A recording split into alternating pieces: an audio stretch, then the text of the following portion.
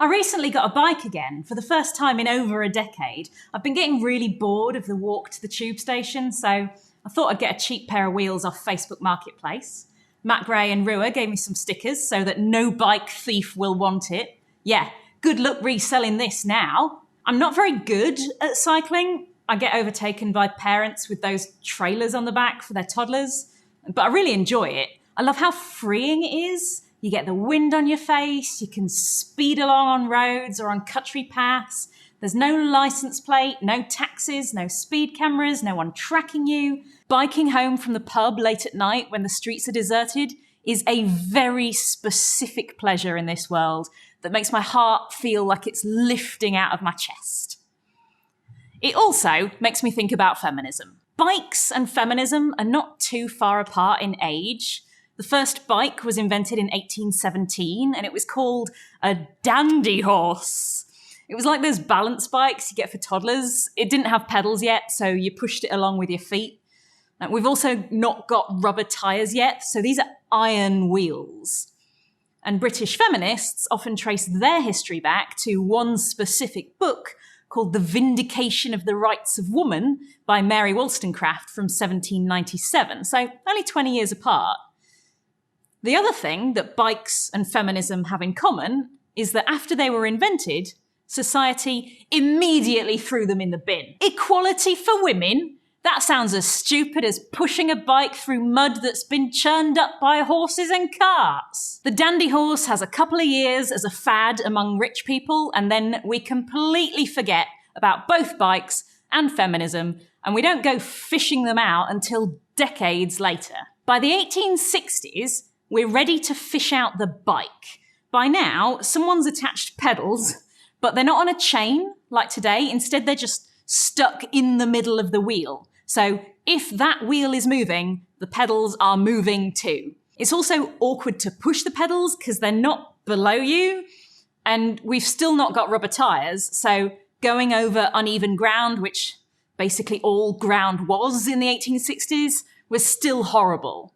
So this version of the bike gets nicknamed the Bone Shaker. And then some bright spark has the idea, the bigger the wheel is, the smoother the ride. Ever noticed how on a bike you can go over curbs and potholes, while on roller skates it's like you can feel the gaps between the tarmac atoms? Well, a really big wheel would smooth that out even more. And so we get the bike that looks so stupid that it circles back round to looking cool as hell. We get the penny farthing. Now, obviously, I have a friend who owns a penny farthing. I mean, look at me. So I went to meet Tom Carradine to try it out. Well, it's Tom Carradine. I'm just an English eccentric, and we're here in Tunbridge Park to demonstrate these wonderful machines. This was made only a few years ago by Trott & Co, but it's based on a period design. Okay, so what do we need to know to start riding one of these things? Well, a few differences to a modern bicycle. Yes. So it's fixed wheel. There's no gears. Okay. So how you move your feet absolutely is in direct relation to the main wheel. Also the fact that you've got to be moving to get on it and get off it. Right. Because if you stop, it's going to fall over. Yeah, okay. So the whole art is it's got to be moving, hence why there's this little step at the back. Oh, yeah, okay. So to get on it, it's a case of scooting along to get some momentum. So you put your foot up on here. Right. And then you'll scoot along and then hop up onto the seat and pop your feet on the pedals. Okay. Simple as that. It turns out that I am too short to reach the pedals on Tom's penny farthing, so he very kindly held it while I balanced on it up and down a bit. But this is how a real PF head does it. So it looks like a really silly invention, but compared to the Bone Shaker, the penny farthing is actually an improvement. It's a smoother ride, and because the wheel's bigger, you can go faster. You pushing the pedals one revolution around is translated into travelling a greater distance. But there's a couple of big obvious drawbacks to penny farthings. The first one is how dangerous it is. No brakes, of course. Right. Though some of the period ones do have brakes. That's terrifying. Yeah. The problem with the brake on a penny farthing though is as soon as you lock the wheel, the whole thing's just going to tip forward. Right. As your centre of gravity, you're sitting up here like a Victorian gent. You're just going to go straight over the top and do a header. And of course, the major problem with one of these bicycles is you've got to be moving. Yeah. If you stop, you're going to fall over. Of course. So you've got to be moving to get on it. Down. You can't put your feet down. And the fact you've got to be in the moment. If you're riding through a park or down the street, well, certainly in a park like with children or dogs, you've got to be aware of what's going, because you can't stop. If you stop, you're going to crash or fall off. So the whole idea is you've got to gracefully dismount and take time to do it. With a very, very thin wheel, if you're going, I can't even imagine in Victorian times. Because most roads would not have been paved No, properly. Absolutely. It'd be churned up by horses. And it can only take a twig or a stick or a dink in the pavement that your tyre will go into and you'll be thrown off. So no, really quite dangerous when you think about it. But also if you're going down the street, you ideally don't want to be hopping off it, because it's the hopping back on and off that takes the energy. So if I'm cycling down Tunbridge High Street, I'm looking not only at the traffic lights next, I'm looking at the ones further down. So if I see the red lights on, I'll slow down so that you get so that I know that I'm fine, I'm pootling along, and then when the lights are green, I can go through rather than having to hop off. Because that's the thing that takes the energy. They didn't have to worry about traffic lights, no, did they? Absolutely. You can't put your feet down to stop yourself. So something that would just be a tiny wobble on a normal bike will result in you going over the handlebars on this thing. And none of these people are wearing helmets, despite the fact that they called this kind of crash taking a header. In fact, going over the handlebars headfirst was so normal and expected that some riders would go downhill with their feet up on the handlebars, because then if they fell off, at least they'd fall off onto their feet. I asked Tom if he could demonstrate this, and he ended the filming session. The other big drawback is that you absolutely cannot ride one of these things wearing a skirt. There's nowhere for the skirt to go except directly between the spokes. So penny farthings are almost entirely a man's game. People do invent all kinds of tricycles and contraptions that women can ride, which I love the look of even more than a penny farthing, but these are slow and too wide to fit on your average country path. So if you go along to the local cycle club with one, they're going to have to keep waiting for you to catch up, and you're going to feel singled out and awkward. You're not going to be breaking any records on one of these things. So the perception is that cycling is just another one of those things that women are naturally worse at, like voting and having their own money. But then, in 1876, we get the safety bicycle. For the first time, the pedals are in the middle of the bike on a chain with a sprocket. Thank you, Harry Lawson. Described by Wikipedia as British bicycle designer, racing cyclist, motor industry pioneer, and fraudster? Okay, hang on. Apparently, much later in the 1900s, he was convicted for defrauding the investors in a tram company he was running, and he tried to get a monopoly on all car manufacture in the country, and he was sentenced to a year's hard labour? See, a more popular YouTuber would go down a whole hour-long rabbit hole here about this ancient tram company drama, but I don't understand 1900s fraud law, and I'm not going to start now. Back to bikes. So the safety bicycle really takes off in the 1800s, when this guy, John Kemp Starley, makes a slightly better version where the wheels are the same size. Then they take this shape called a diamond frame and change it to this, called a drop frame, so the skirt doesn't have to stretch over the top bar. And finally, ladies can ride just the same as men. Just kidding, it's never that easy. So it is still a lot harder to bike with a long skirt. Ada Earland said, "Men can never know, unless they try the experiment themselves, how heavily a wheelwoman is handicapped by her skirt. Even without wind, the loss of power through friction is immense, while with it, the pleasure of riding is often changed to misery.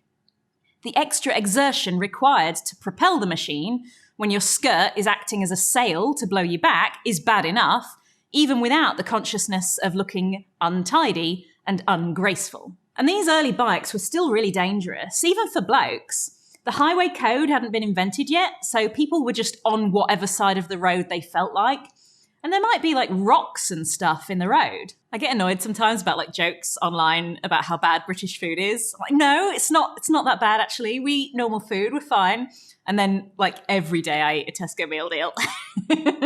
But the bikes themselves were dangerous too. They were heavy and sometimes weren't well made, so they just break at the wrong moment.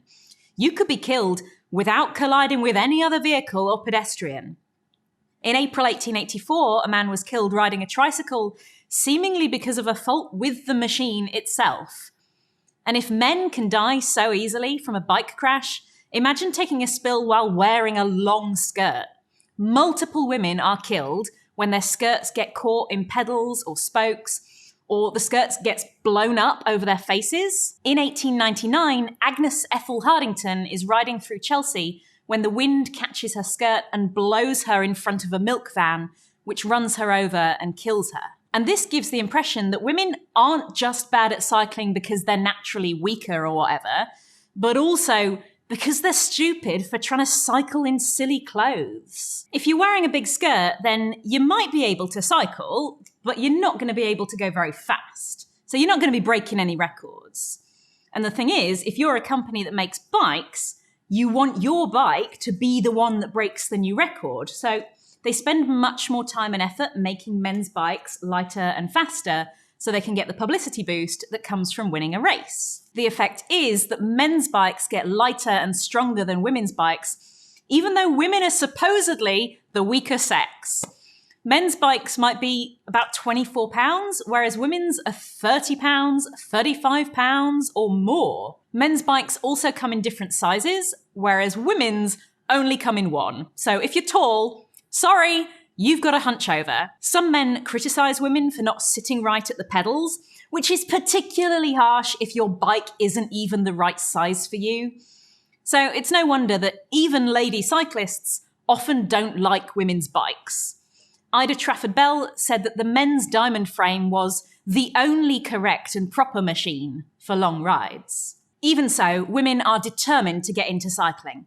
By 1890, a third of the cyclists touring club in Britain are women. And if bike manufacturers won't make it easy for them, maybe they can make it easier for themselves. One obvious way would be to just, wear trousers. At the same time as bikes were getting popular, so was the rational dress movement. It's a movement for both men and women, and it's kind of an early fashion counterculture. Rational dressers believe that mainstream fashion is too restricting and uncomfortable and maybe even unhealthy, so they prefer clothes that allow them to move. If you're not familiar with Victorian fashion, it can be difficult to spot rational dress sometimes, but to Victorian people, it really stands out. Take this painting of a crowd of Victorian people at an art exhibition. To us, they might all look kind of the same, like one big crowd, but the Victorian viewer will instantly spot two groups. In the middle are the normies. The men have got high starched collars and black wool suits, and the women have got lots of lace and tight corsets. On either side, you've got ladies who haven't cinched themselves in so tight, who might not even be wearing corsets at all. Their dresses don't have as much trim on them, and their boy is wearing knee breeches like it's Georgian times, and the bloke has long hair and a velvet... Wait a minute, is that... It is! That's the playwright Oscar Wilde, well before he wrote any of the things he's famous for nowadays, getting himself in a painting just because he looks so unusual about how he dresses. I did make fun of other YouTubers for going down rabbit holes 5 minutes ago. Well, this isn't a rabbit hole, it's a tangent. So Oscar Wilde does not get famous for writing plays. He originally gets famous just for dressing weird at uni. He used to walk around Oxford with velvet breeches and a sunflower in his lapel. These days, if you're at uni, you can walk around dressed however you like and nobody bats an eye. But in the Victorian period, there was a uniform for middle-class men. Black suit, white shirt, top hat, even going a little bit outside that will get you caricatured in the national newspapers. In fact, the same year the artist starts painting this thing, there's an opera that comes out in London called Patience, which is a satire on this countercultural movement. And one of the characters is a thinly disguised Oscar Wilde, well before he'd written a single play. And the producers want to tour this opera around the United States, but they know that Americans won't get the joke because Oscar Wilde's not been to America. So they pay Oscar Wilde to do a speaking tour around America, just talking about, like, his views on aesthetics. And then they follow him around with the touring version of Patience so that Americans will get the joke. And Oscar Wilde's like, yeah, all right, I'll take money for that.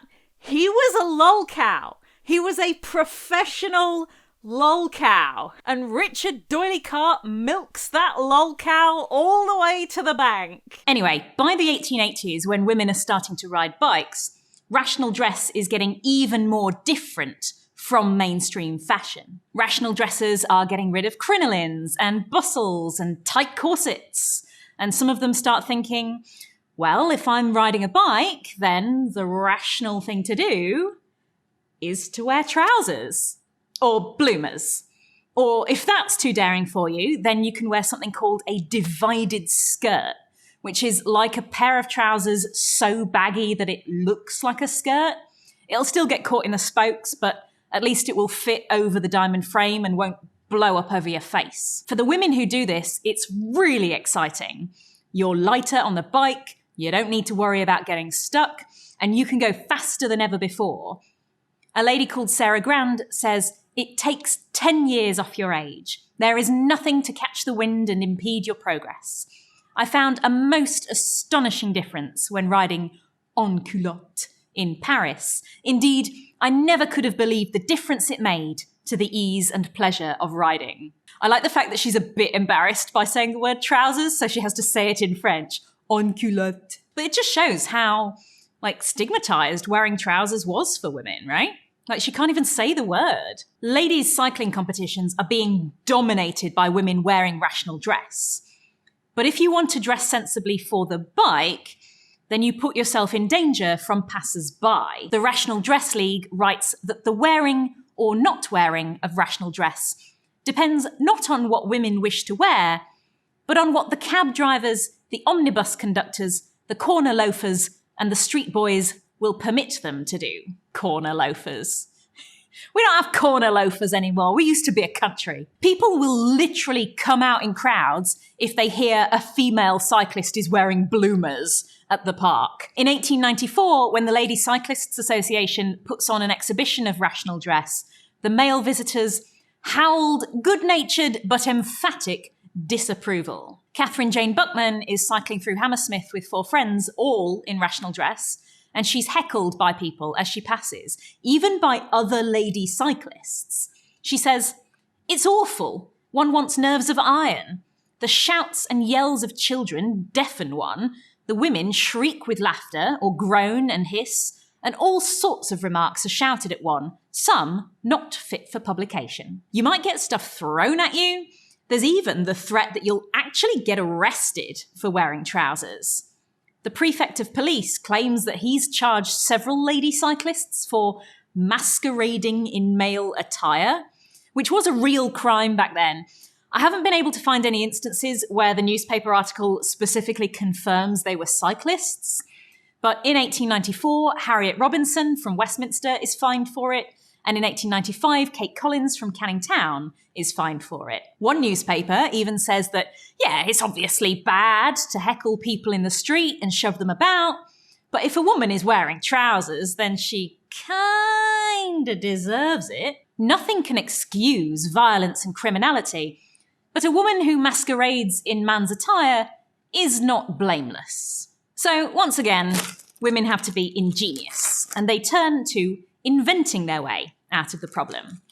In 1892, we have the Married Women's Property Act, which says for the first time that a wife is allowed to keep the money she earns. It doesn't automatically belong to her husband. In 1883, the Patent Designs and Trademarks Act dramatically cuts how much it costs to patent an invention.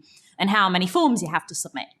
Both of these factors synergize together to create a boom in lady inventors. It doesn't sound like much, but by 1894, 2% of all patents that year are from women, which was a huge increase from before when it was basically a rounding error. Women are submitting hundreds of patents per year, and a lot of them were to do with making their lives as cyclists easier. They were often trying to bridge the gap between true rational dress and something more socially acceptable. My favourite lady cyclist inventor is Alice Louisa Bygrave from Brixton, and she invents a skirt with a system of pulleys sewn into the seams so that you can raise the front and back like a curtain. She even gets it sold in cycling magazines. You could send off for the Bygrave convertible skirt. Alice's whole family are cyclists, and in fact her sister is a professional level racer who competes under the alias Rosina Lane and wins money at competitions, and maybe even competed wearing her sister's invention. But it's not just how you're dressed. Some people find the idea of women cycling at all to be kind of disgusting. First off, there's all sorts of policing that men don't get. Victorians think that it's unladylike to bend down towards the handlebars, so you have to ride with a straight back and not look like it's taking any effort at all. Even in cycling adverts, the ladies are never hunched over like they're actually going fast or going up a hill. They're always sat bolt upright. The Ladies' Own magazine says that a sensational gait or posture is always scrupulously avoided by the wheelwoman who would appear dignified and modest when a wheel. Who cares what angle my spine is at? The more hunched over, the faster I'm going, so I'll be out your way quicker. I find it very telling that they think bending over the handlebars is sensational. They think it's bad because it causes sensation, feeling. I think they're saying that leaning down on the handlebars is too sexy. They don't like that it might make you sweat either. To a man of old-fashioned views, it is rather a bouleversement of ideas to watch perspiring females cycling against time for all the world to see. Yeah, if it bothers you so much, gouge your eyes out. Some people don't like women cycling because they think it'll distract you from your wifely duties.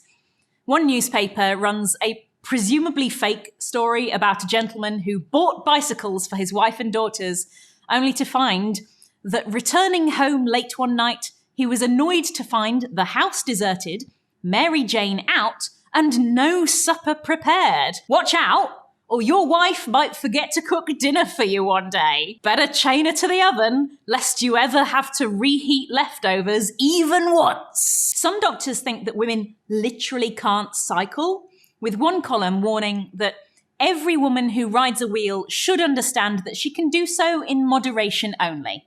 And if she attempts more, she will pay for it dearly. Some people know that they're disgusted by women cycling, but they can't even give a decent reason as to why.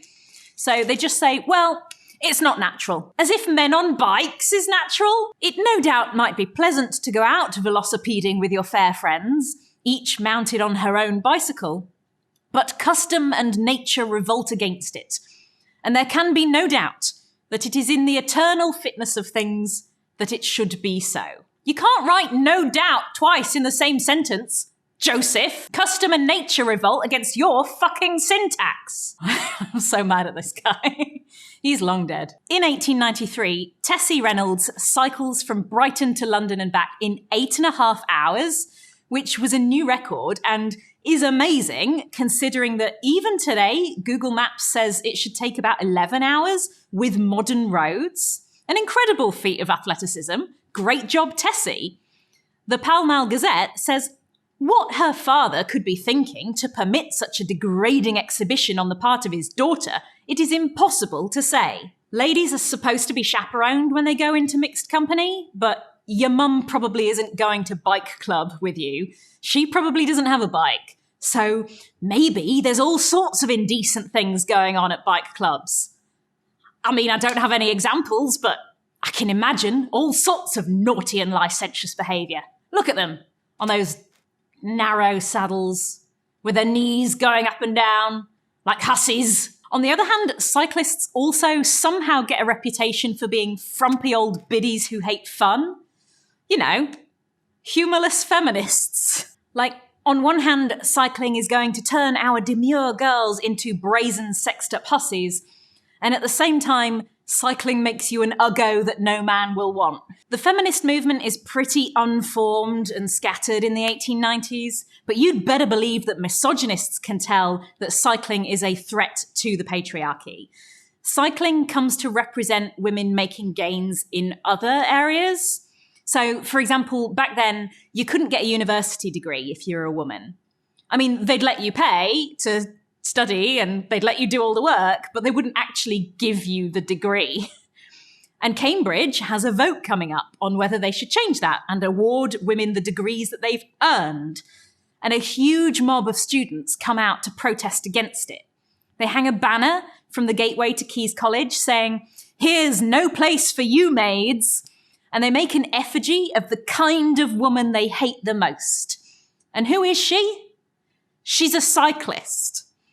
And they hang her from a building, and then they pull her down, decapitating and tearing it to pieces in a frenzy, and they post the bits through the gates of the Women's College, Newnham. Political cartoonists draw lady cyclists upending the natural order by acting like men, like in this classic Puck cover by Frank A. Nankivell, which I love so much that it's one of my desktop backgrounds.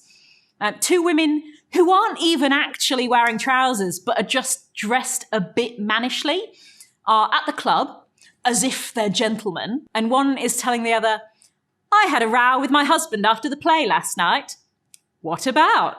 "He tried to call me down for going out between the acts to see a woman." If you let women wear waistcoats and flat shoes, then soon they'll be having mistresses, just like men do. I don't know what Frank's opinion was on feminism, but he has made these women seem so cool. Thank you, Frank. And you know what?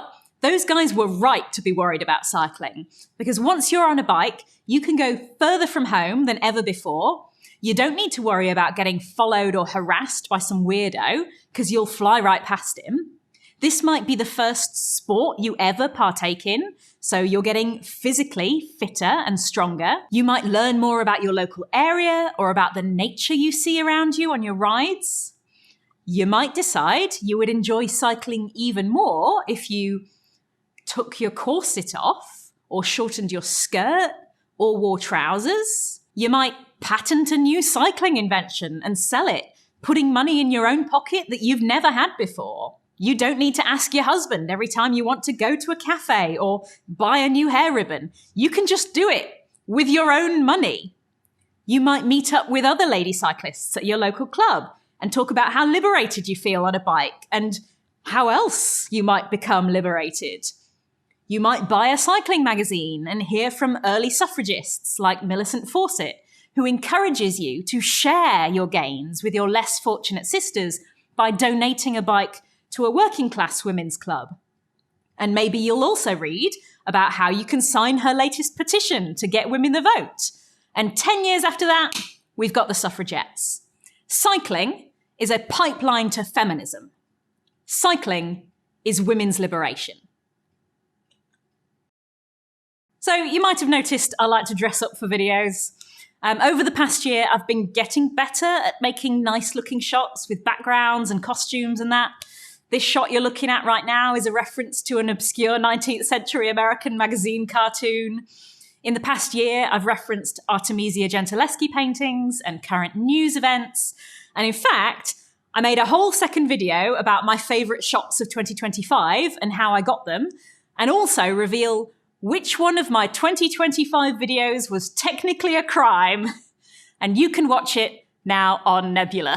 So Nebula is this streaming service for some of my favourite video makers. Lily Alexander and FT Signifier and Abby Cox are on there, and we make stuff there that you can't see anywhere else, or that gets released there a long time before you can see it anywhere else. Something I enjoyed there recently was this episode of the Layover podcast, where three Americans get Tom Scott on the phone to explain why Britain is like that. Why are Britain's plugs so superior? Why don't we have mixer taps? And he correctly tells them, it's because of Henry VIII, of course. I mean, have you not seen the Jay Draper video that it's all Henry VIII? You don't need to know any of the rest of the show to enjoy this episode, but if you, like me, enjoy explaining Britain to Americans, then you'll like this one. It's normally £60 a year, but if you go to go.nebula.tv/jdraper, you can get an annual subscription for £30 a year, so 50% off, where you can listen to The Layover and watch my Best Shots of 2025 video. I hope you enjoy it.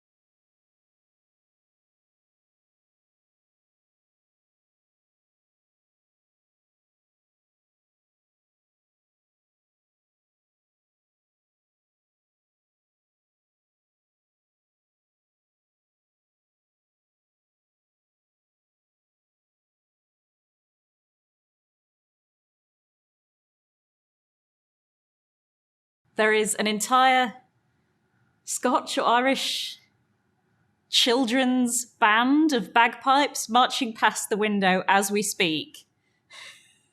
This is what it's like to film in London.